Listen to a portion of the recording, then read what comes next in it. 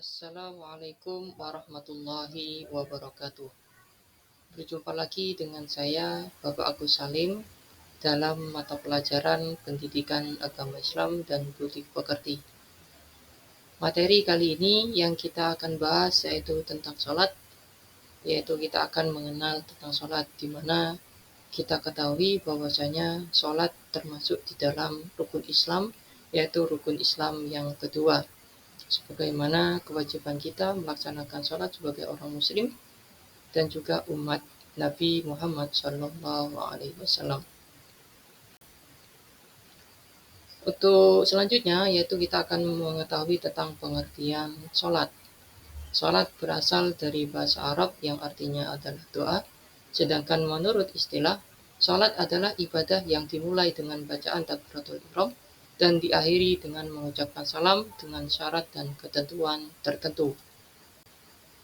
Selanjutnya adalah dalil tentang sholat, yaitu yang terdapat di dalam Quran surah Toha ayat ke-14 yang berbunyi A'udzu billahi minasyaitonir rajim. Bismillahirrahmanirrahim.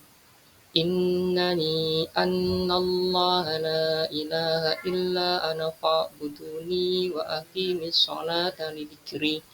Yang artinya, sungguh aku ini Allah, tiada Tuhan selain aku. Maka sembahlah aku dan laksanakanlah sholat untuk mengingat aku. Selanjutnya adalah makna sholat menurut para ahli. Di sini menurut Muhammad Hasbi As-Siddiqi, makna sholat terbagi menjadi dua.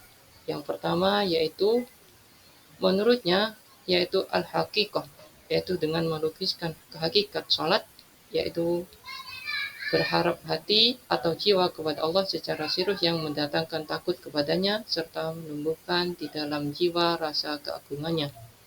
Untuk yang kedua, makna sholat yaitu menggambarkan tentang ruh al-sholat, jiwa sholat yaitu berharap pada Allah Subhanahu wa Ta'ala dengan sepenuhnya jiwa dengan segala khusyuk di hadapannya dan berikhlas baginya.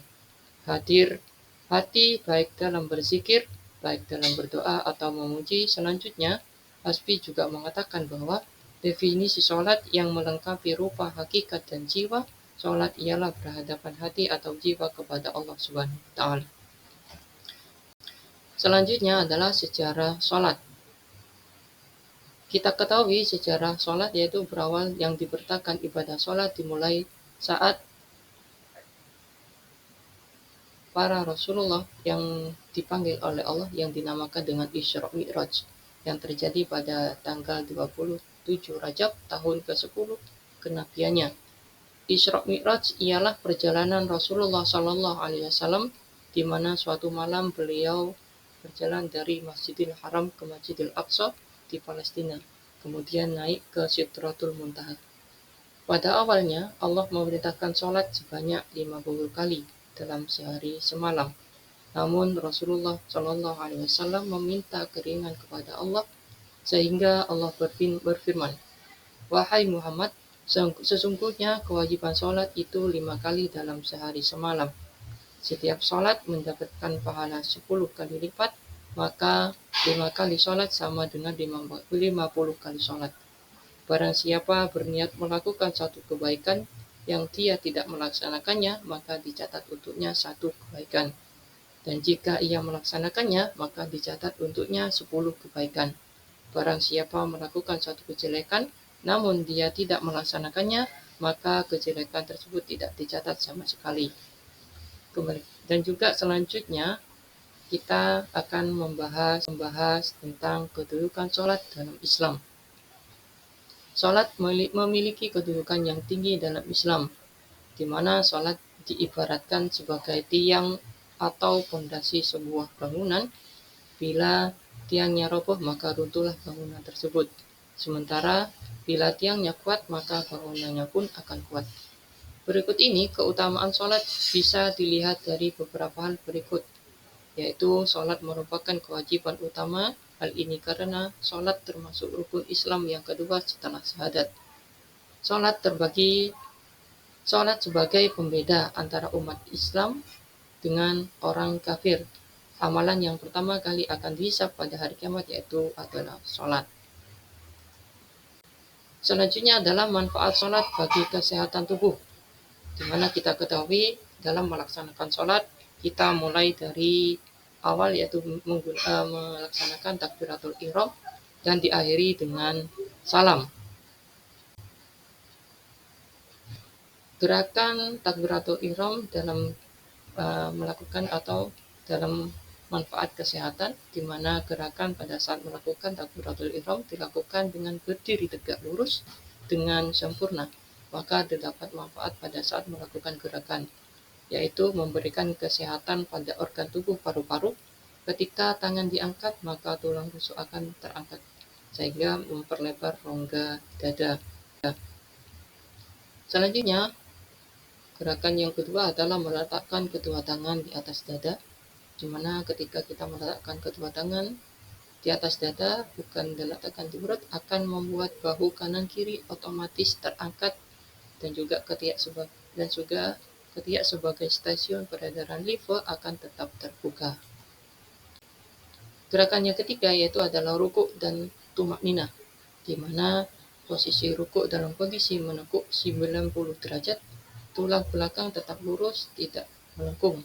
Posisi ini menjadikan seluruh urat yang berada di kaki kita menjadi tertarik. Terjadi peregangan pada urat-urat kaki. Dengan posisi ini, berat badan bergeser ke depan sehingga terjadi relaksasi atau peregangan ruas tulang belakang. Gerakan selanjutnya adalah i'tidal serta tumakninah, di mana kita ketahui ketika kita melaksanakan sholat dalam bentuk i'tidal adalah pola gerakan sikap tubuh setelah rukuk dalam sebuah sujud yang menjadi latihan baik untuk pencernaan, dapat menjaga saraf keseimbangan tubuh dan berguna mencegah pingsan secara tiba-tiba. Selanjutnya adalah sujud serta tumakninah. Posisi sujud berguna untuk memompa getah bening ke bagian leher dan ketiak. Posisi jantung di atas otak menyebabkan daerah yang kaya oksigen bisa mengalir secara maksimal ke otak dengan gerakan sujud. Akan meningkatkan daya tahan pembuluh darah di otak. Sebab posisi kepala yang lebih rendah dari jantung menyebabkan darah berkumpul di otak. Kemudian selanjutnya adalah duduk di antara sujud yang dinamakan dengan tasawuf awal dan tasawuf akhir, yaitu manfaatnya adalah menghindarkan dari nyeri pangkal paha yang sering melumpuhkan saat berjalan, dan juga menyeimbangkan sistem elektrik dan saraf tubuh kita, selain dapat menjaga kelenturan saraf dari pinggul sampai ke jari kaki paha bagian dalam belakang lutut dan betis, dan juga menguatkan jantung dengan melancarkan sistem peredaran darah ke semua bagian tubuh. Yang terakhir adalah salam. Ketika kita mengucapkan salam, maka kepala kita akan mengarah ke kanan dan ke kiri, di mana manfaatnya adalah merelaksasikan otot pada sekitar leher dan kepala dan juga memperlancar peredaran darah di kepala untuk mencegah sakit kepala dan juga menjaga ketegangan kulit wajah, merelaksasikan otot dan tulang leher. Mungkin itu yang bisa saya sampaikan. Kurang lebihnya mohon maaf, kita bisa jumpa lagi minggu depan. Sekian dari Bapak. Assalamualaikum warahmatullahi wabarakatuh.